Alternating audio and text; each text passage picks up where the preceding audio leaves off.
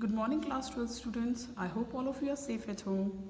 Students, as we know, we are doing Indian economic development and we are doing chapter number 1.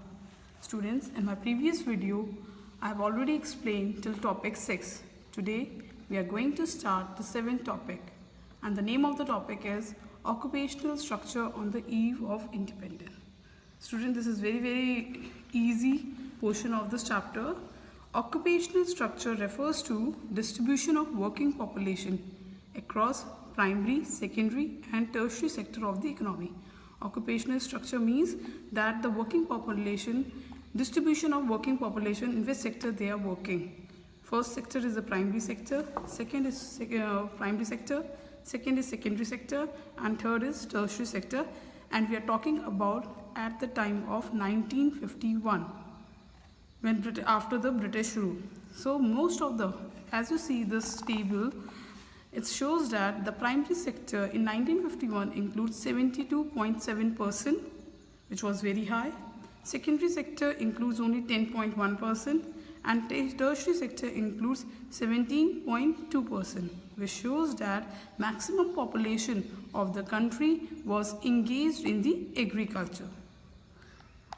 And there was less population which is doing the work in the secondary and tertiary sector, which is also a sign of backwardness of the Indian economy.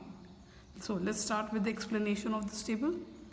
First point is agriculture, the principal source of occupation. On the eve of independence, about 72% of the working population was engaged in agriculture.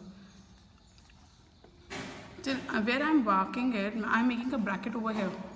You can see that. And till here only you are going to write in your notebooks. Okay. Which was, for instance, in England, America was 2%, in Japan 12% and Germany was 4%.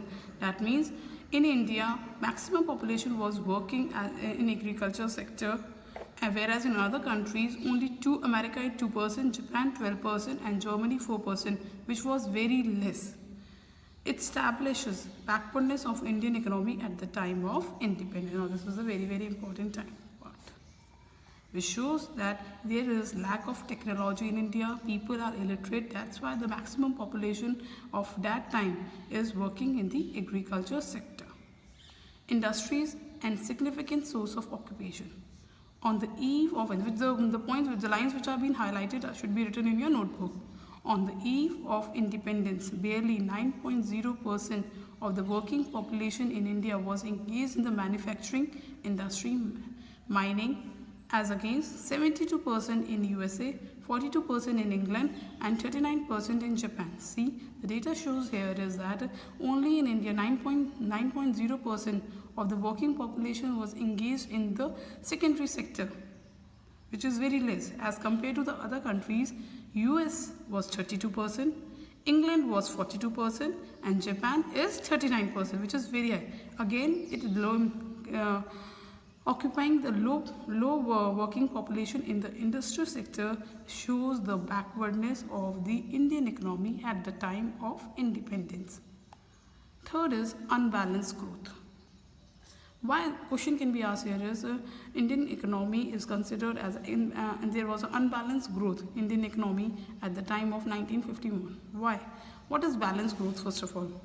Growth is said to be balanced when all the sectors of the economy are equally developed. Means there is a proper proportion of the working population working in the primary, secondary and tertiary sector.